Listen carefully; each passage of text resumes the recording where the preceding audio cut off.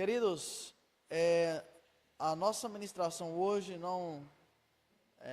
nós vamos meio diretão no assunto, porque nós temos algumas coisas muito importantes a falar. Certamente você não ouviu a maioria dessas coisas em nenhum outro lugar, então a gente vai ser mais direto no assunto. Em outro momento você pode tirar dúvidas conosco, entra em contato, o pastor já falou, quem me conhece tem o meu contato, pode fazer contato também, fiquem à vontade, a gente pode refletir mais calmamente, mais detalhadamente sobre o assunto, mas nesta oportunidade de hoje, a gente vai ser meio cirúrgico assim, meio diretão. Então, se você trouxe caderno para anotar, anota, caneta, fique à vontade. Se você não trouxe, a ministração vai ficar gravada aí, está sendo transmitida no YouTube, e depois você pode acessar, escute novamente. Eu tenho certeza que você não vai conseguir guardar aí 80% do que for dito, mas diremos mesmo assim, porque Deus tem disponibilizado o recurso para você e eu podermos depois estudar isso com mais calma. Então, vamos arregaçar nossas mangas depois, não só nessa ministração, mas as outras que virão também. O tema dessa ministração é propósito de Deus para a família. Amém? Nós vamos, então, fazer a leitura aqui do livro de Gênesis, no capítulo 1, versículo 26.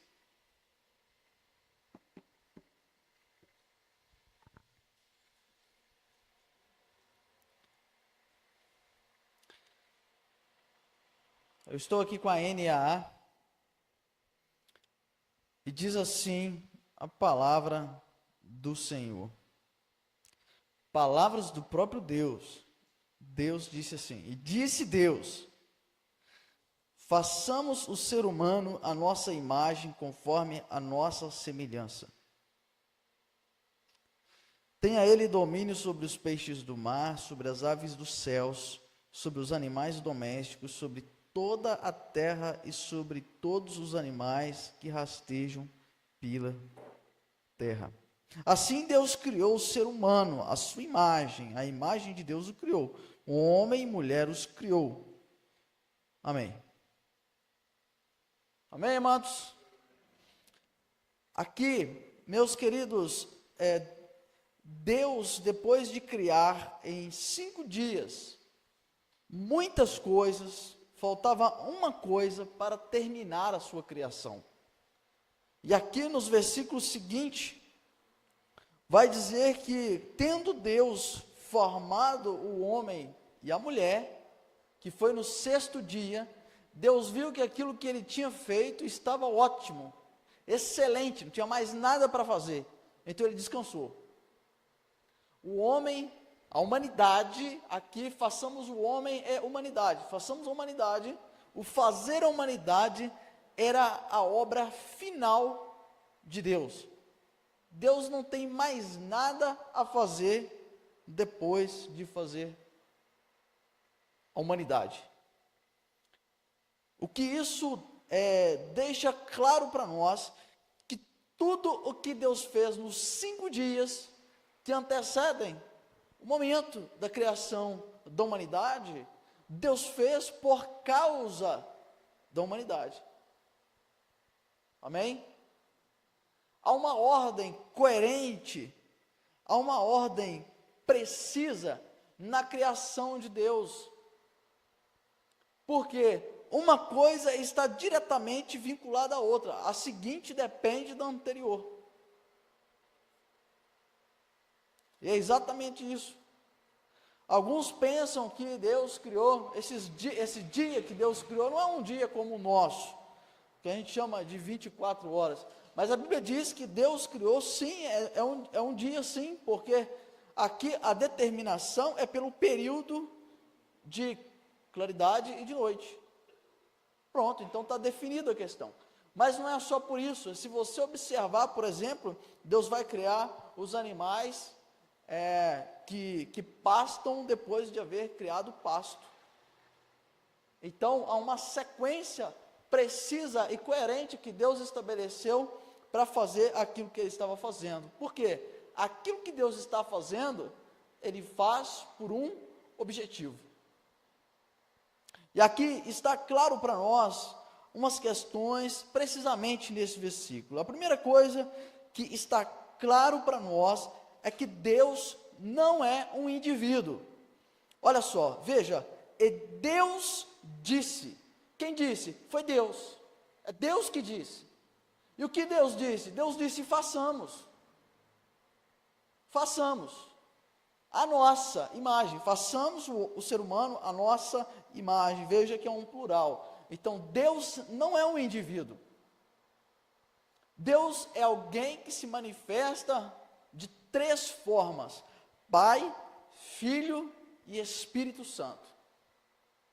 Mas não é como alguns dizem, Deus Pai, Deus Filho, Deus Espírito Santo. Se assim fosse, seriam três deuses. Mas o texto deixa claro que foi Deus que disse. E esse Deus que disse, ele é um plural, ele disse: façamos. Não bastasse isso, a própria palavra Deus em si, ela já é um plural em si mesma. Ela não representa indivíduo, ela é um plural. A palavra Elohim é um plural.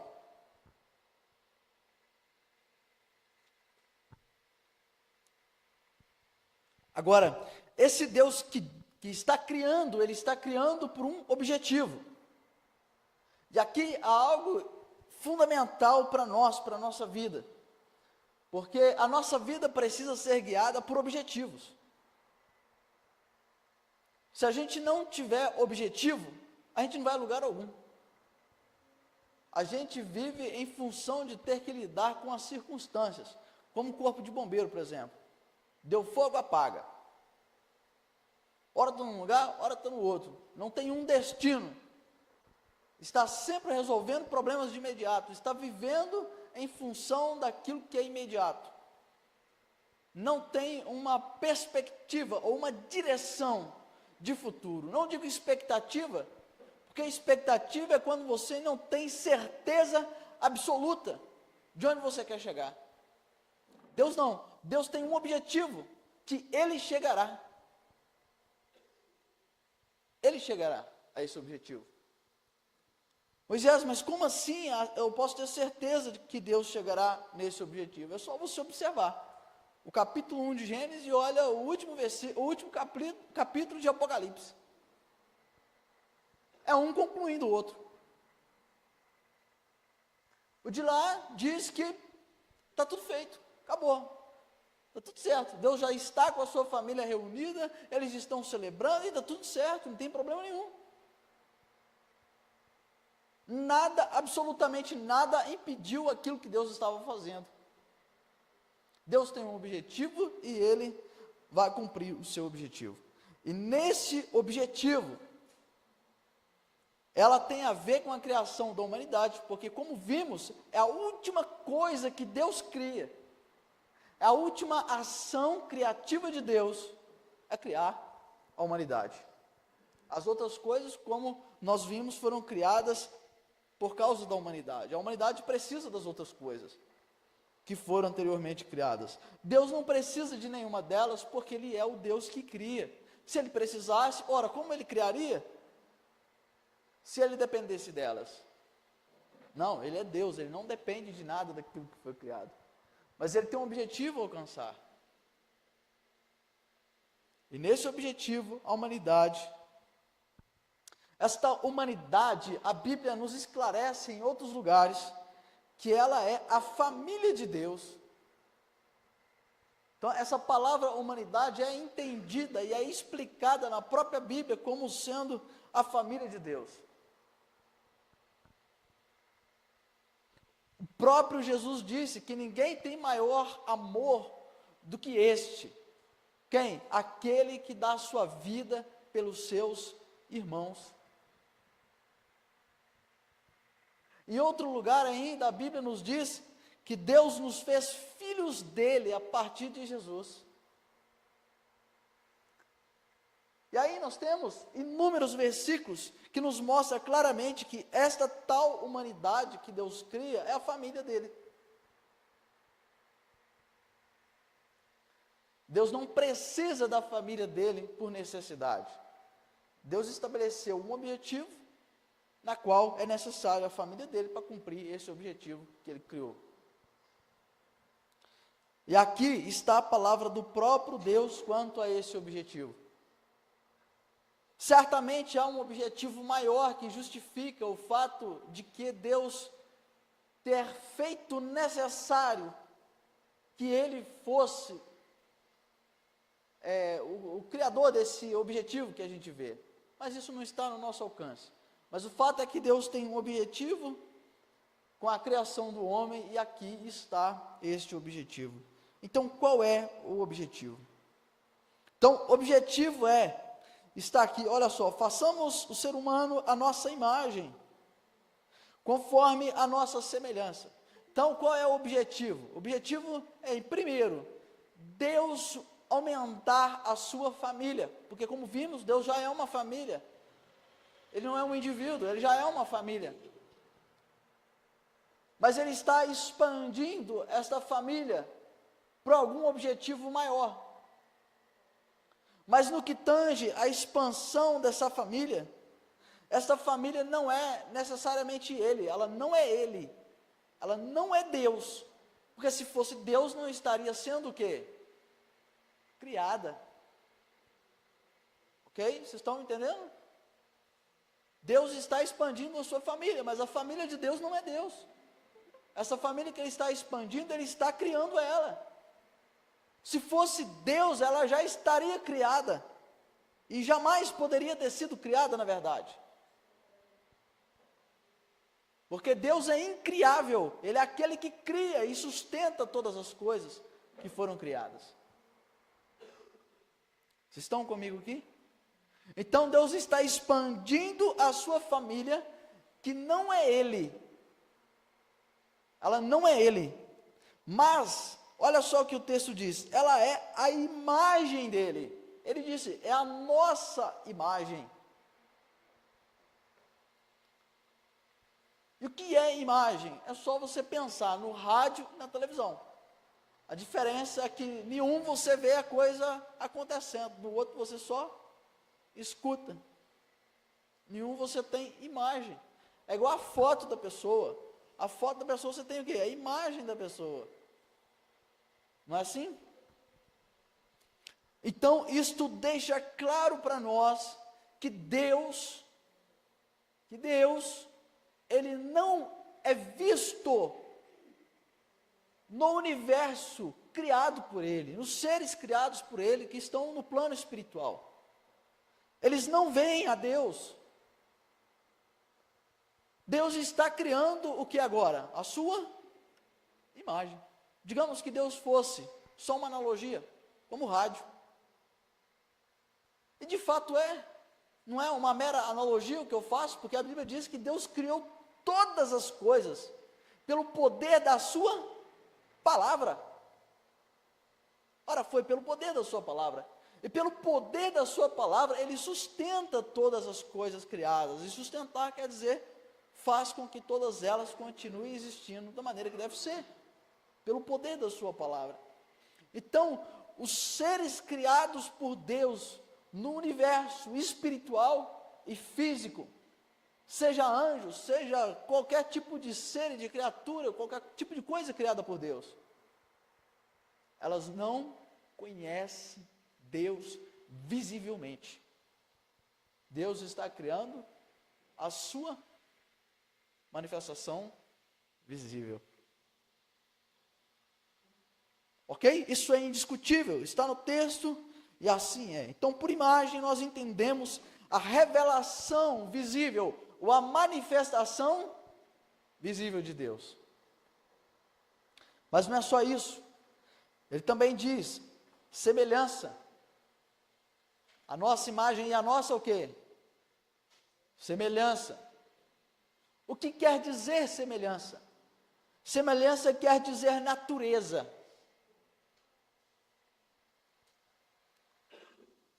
Um cachorro, um cão, gera outro cachorro, não é assim? Ele não gera um passarinho, não é verdade? Ele gera um ser, ele multiplica um ser a partir da sua natureza. E Deus agora está formando alguém também da mesma natureza que ele, embora ela não seja ele. Olha que coisa incrível. É isso que o texto nos diz.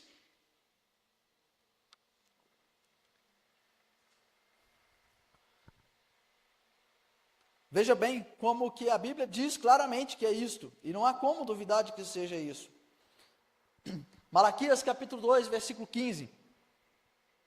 Observa só esta fala do próprio Deus. Não fez o Senhor somente um, mesmo que lhe sobrasse o Espírito? E por que somente um? Porque buscava uma descendência piedosa. Portanto, tenham cuidado para que ninguém seja infiel para com a mulher da sua mocidade. Pode voltar no slide anterior, fazendo favor. Aqui em Malaquias, amados, Deus está confrontando a nação de Israel e principalmente os sacerdotes. Por quê? Porque eles estavam fora do plano de Deus, fora do propósito de Deus. Então, através de Malaquias, Deus os está confrontando em várias áreas, E aí ele vai tratar então da questão de casamento. E no meio dessa conversa, desse confronto, Deus deixa claro uma verdade para nós. Olha só, não fez o Senhor somente um, mesmo que lhe sobrasse o Espírito? E por que somente um? Aqui é uma pergunta que Deus faz. Qual é o motivo? Por quê? Qual é o motivo? Qual é o objetivo? E aí o próprio Deus dá a resposta. A fala do próprio Deus. Por que Deus uniu um homem com uma mulher? A resposta está aqui. Porque buscava uma descendência piedosa. O que significa buscar? Não quer dizer que Deus procurava. Deus não procura nada. Não tem nada escondido de Deus que Ele precisa ficar procurando como a gente. Ou que Ele precisa buscar como a gente. O que quer dizer que Deus estava desenvolvendo, ou Ele estava fazendo, edificando, criando. O quê? Uma descendência piedosa. E o que é uma descendência piedosa? Você e eu podemos ter muitos conceitos sobre piedade. Gente certinho, gente justo, gente que faz o que é certo, mas não é nada disso que o texto quer dizer. Essa palavra piedosa, ela é exatamente a palavra Elohim, que é a palavra que é referida, a referência ao próprio Deus no hebraico. E disse Deus, a palavra ali, Deus é Elohim, e disse Elohim. E aqui está dizendo, procurar, por quê? Porque Deus estava edificando uma descendência de Elohim. Ou seja, Deus está formando que é a sua família, a sua descendência. Se a descendência de Deus é da mesma natureza, de quem? De Deus. É a mesma natureza dele. O apóstolo João, na sua primeira carta, ele é enfático ao retratar de novo essa verdade, que tantas vezes foi apresentado no Antigo Testamento. Ele deixa claro, aquele que diz que conhece a Deus, mas não ama o seu irmão, é mentiroso. Por quê? Porque Deus é amor. Essa é a natureza de Deus, amor. Então é impossível que alguém seja filho de Deus e não ame. Essa é a natureza de Deus. Essa é a natureza dele. Quem é filho dele, o quê? Ama o seu irmão. Ninguém pode amar no sentido de resolver amar alguém. Mentira. Olha, você tem que amar o seu próximo. Mentira. Na maioria das vezes quer dizer o seguinte, olha, você precisa tratar o seu próximo com cuidado, com mais carinho, com mais zelo. Mas, de fato, amar é impossível. Só é possível amar aquele que é filho de Deus. E João é claro, aquele que nasceu de Deus, ele ama. Ele não diz que ele tem que amar, ele ama. O apóstolo Paulo, aos Gálatas, ele diz o seguinte, que o fruto do Espírito é o quê? O primeiro fruto, amor. O primeiro fruto é amor. Fruto de quem? Do Espírito Santo. Não é fruto das pessoas, não é o desempenho das pessoas que produz amor, não é o meu desempenho que produz amor.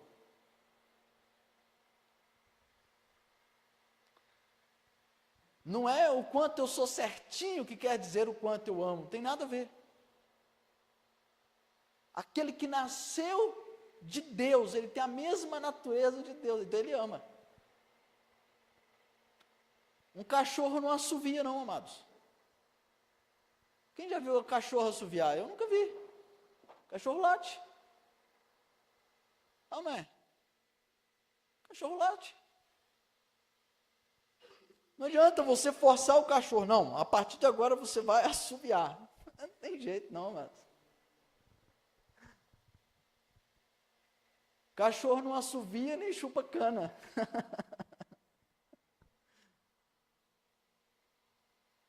Tem um amigo meu que ele é muito agitado, né? Ele faz um monte de coisa ao mesmo tempo. Ele fala assim, eu acho que eu sou uma das únicas pessoas que consegue assoviar e chupar cana ao mesmo tempo. Mas, amados, isso mostra para nós o quê? Que Deus está desenvolvendo alguém que é da sua natureza e que o representa.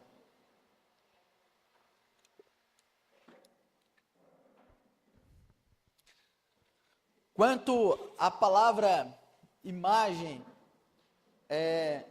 em Atos, capítulo 1, versículo 8, Jesus, ele diz assim para os seus discípulos, vocês receberão poder, olha só, mas vocês receberão poder ao descer sobre vós o Espírito Santo, e serão minhas testemunhas, tanto em Jerusalém como em toda a Judéia e Samaria, até os confins da terra.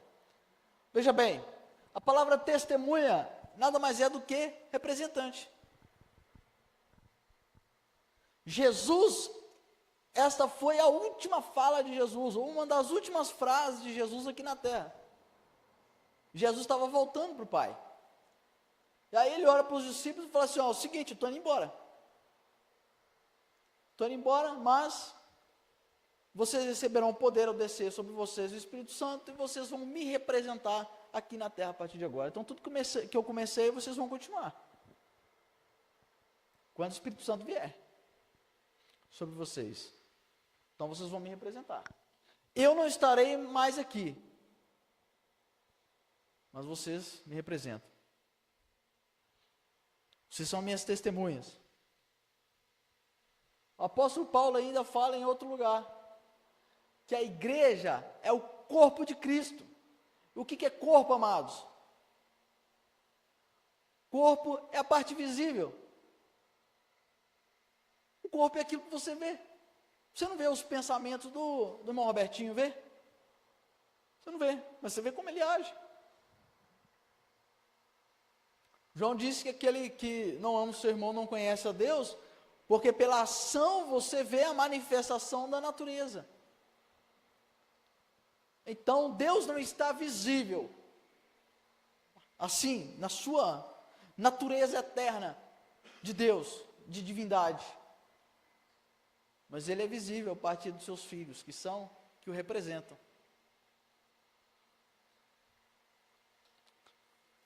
E agora, esse é o propósito de Deus eterno. E como é que Deus vai fazer isso então? Deus está expandindo a sua família. Então Deus vai criar todo mundo, todos os seus filhos. Ele podia ter feito assim, não podia? Ao invés de ele criar um homem e uma mulher, ele faz o quê? Criasse todo mundo. Podia ou não podia ter feito? Mas ele não criou. Por que não criou? Por causa do objetivo dele. Daquilo que ele estabeleceu como objetivo. Existe um processo para que ele alcançasse esse objetivo. E aí então, ele cria um homem, depois a mulher, e ele dá aos dois, a Bíblia diz que eles receberam da parte de Deus o dom da graça da vida, de eles multiplicarem esta imagem de Deus e esta natureza de Deus. E eles multiplicaram.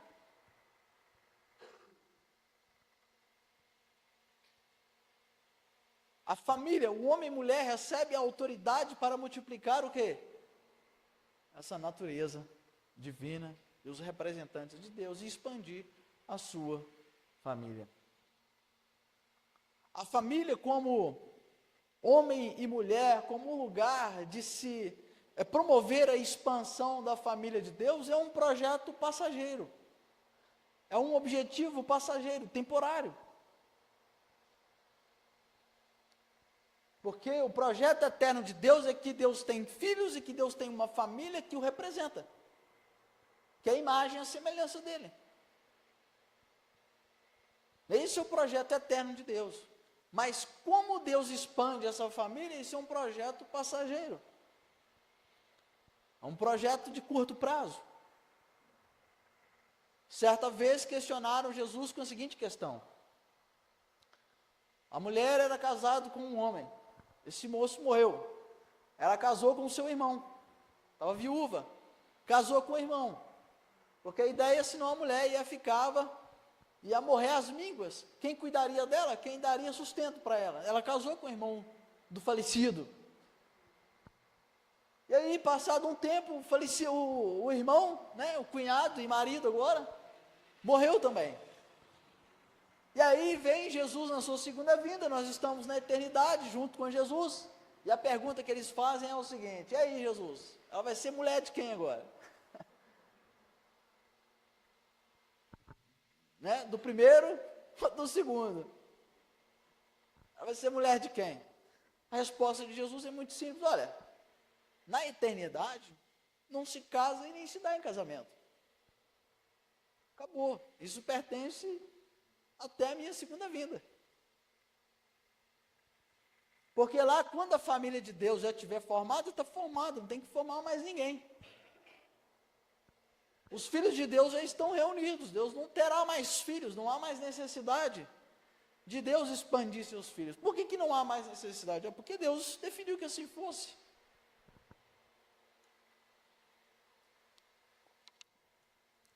Mas casamento, portanto, é uma coisa que só diz respeito a essa vida. Amém, queridos? Então, casamento é um objetivo que Deus estabeleceu para alguns e que diz respeito apenas a esta vida. E aqui já dá para a gente tirar uma aplicação muito importante. Você tem feito o seu casamento valer a pena? Você tem feito do seu casamento, da sua família, um lugar de multiplicar, um ambiente de multiplicar a imagem e a semelhança de Jesus? Família só diz respeito a essa vida. Depois que o seu marido morrer, não adianta chorar, não adianta se amargurar porque não cuidou dele da forma que você gostaria, não disse para ele palavras que você gostaria de ter dito enquanto estava vivo, e vice-versa. Depois que o seu filho partir, não adianta chorar as mágoas, pensando que vai encontrar com ele na eternidade para tentar consertar as coisas.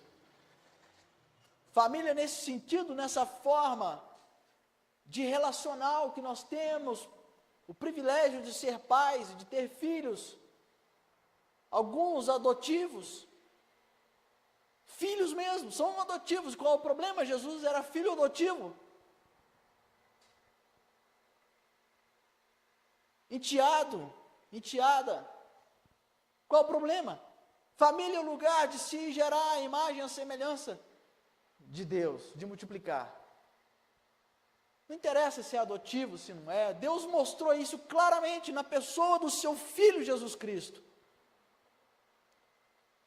Quem preparou Jesus para aquilo que ele foi o pai dele, que era um pai adotivo, José. Jesus, com 12 anos, entendia qual era o propósito da sua vida, e quem ensinou a ele o propósito da sua vida foi José, o seu pai, e a sua mãe.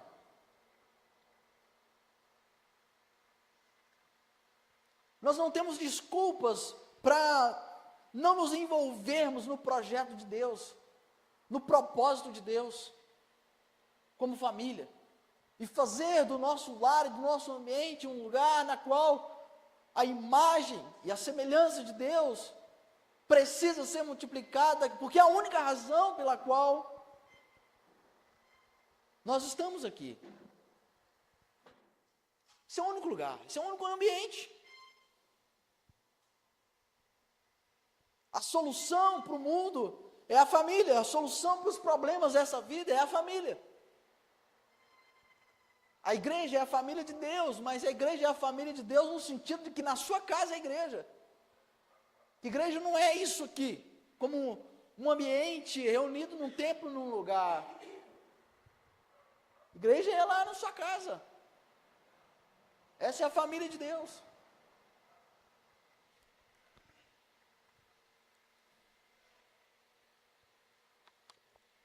Quero abrir aspas aqui. Seu lar é a família de Deus. Se de fato Cristo é o Senhor da sua vida, se de fato você nasceu de novo.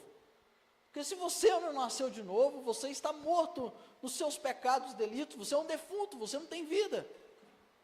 Muito menos a vida de Deus. Mas se você entregar a sua vida a Cristo, confiar nele, o Espírito Santo faz de você um filho de Deus, e aí pronto, resolveu o problema. Se você é o único na sua casa que conhece a Cristo, então o problema está resolvido. Porque a Bíblia diz que o marido, ele será transformado, a casa da mulher será transformada por causa da esposa, porque agora ela é filha de Deus. Os filhos são santos por causa da mulher, filho de Deus, e vice-versa. Então o problema está resolvido, então não há desculpa para a gente colocar no marido que não é convertido, na esposa que é complicada, não tem desculpa. Basta a gente assumir o papel que Deus nos deu, nós nos engajarmos no projeto de Deus. Se a gente de fato colocar a nossa vida e o nosso coração no projeto de Deus, há solução. Mas se a gente colocar, não há solução. Porque a solução que Ele criou é nós. Pelo poder de Deus, como Jesus disse, recebereis poder ao descer sobre vós o Espírito Santo e sereis minhas testemunhas. Então quem não tem o Espírito Santo, quem não recebeu o Espírito Santo, não adianta tentar, você precisa nascer de novo. Só o Espírito Santo pode fazer isso. Entregue a sua vida a Cristo. Entregue o que você tem a Cristo. Se o que você tem é complicado, entrega isso a Cristo. Se o que você tem está enrolado. Eu vi uma história de uma pessoa essa semana, que a pessoa casou, descasou, e depois voltou mais ou menos no meio do caminho aí, onde estava, e casou de novo, com uma das pessoas que ela já tinha casado. Alguém disse, e aí, como é que fica a situação? Não fica. A situação da pessoa sem Jesus, ela é complicada mesmo, de um jeito ou de outro. Está complicada. Agora, se nós pegarmos isso que nós temos e colocarmos diante de Jesus, Senhor, aqui está para cumprir o teu propósito. Jesus disse, recebereis poder ao descer sobre vós o Espírito Santo e sereis minhas testemunhas.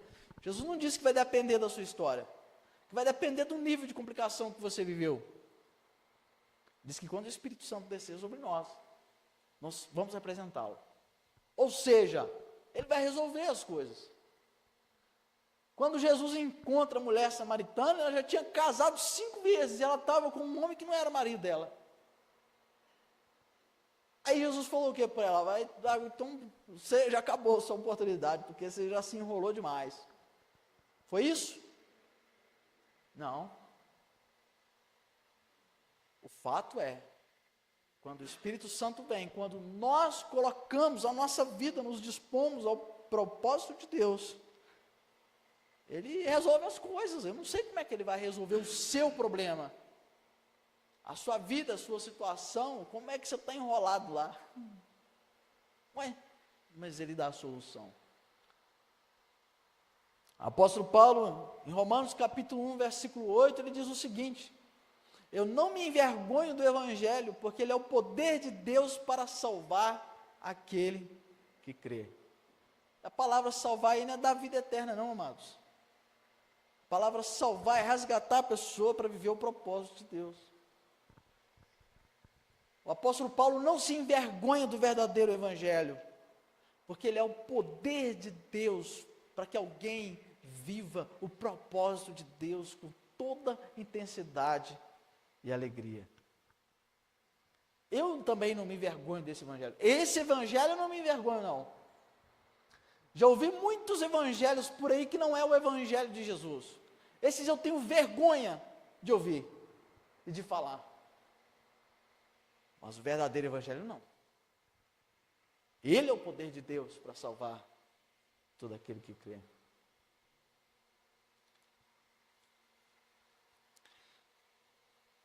Sobre propósito, amados, se a gente não tiver em mente o propósito de Deus, qual é a relevância disso? Como é que eu vou instruir os filhos que Deus me deu o privilégio de cuidar, sejam espirituais ou sejam biológicos, ou sejam adotivos? Como é que eu vou inspirar eles ou levá-los a cumprir o propósito de Deus, o objetivo de Deus, se nem eu sei qual é? O que vai acontecer com eles? Eles vão ficar por aí tentando a vida em alguma coisa, tentando dar certo na vida. Você já viu isso? Estou tentando dar certo na vida.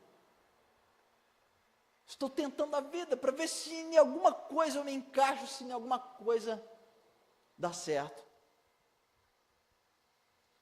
É por quê? Porque faltou paternidade, faltou família, para dizer, olha, nós estamos indo juntos, né?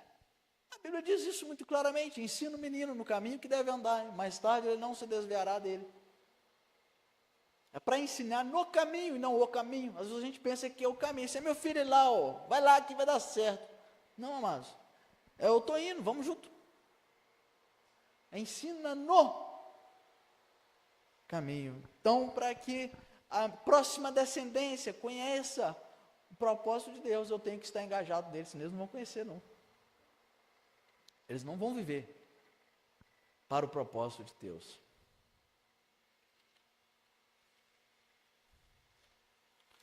Amém, meus queridos? Então, há dois propósitos: o propósito eterno de Deus e o propósito de Deus para a nossa vida, como família. E é por isso que Jesus disse: buscai, pois, em primeiro lugar, o reino de Deus e a sua justiça, e as demais coisas serão acrescentadas. O que Jesus estava falando ali é sobre suprimento de recursos diversos, inclusive do pão de cada dia. Jesus disse: basta você colocar a sua vida no propósito de Deus,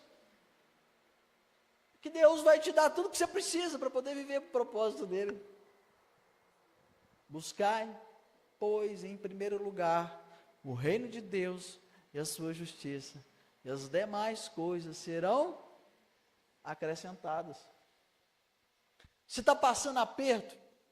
Você está ansioso porque tem tanta coisa para resolver e você não sabe como resolver?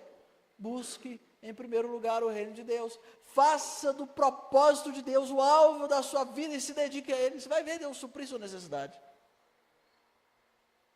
Deus vai fazer milagre. Nós enfrentamos essas questões todas e vamos atrás de psicólogo, tentamos resolver dos nossos jeitos. Fazemos dívida, pegamos empréstimo, agiota, não sei o quê, tudo por quê? Porque a gente está tentando viver a vida do nosso jeito. É simples.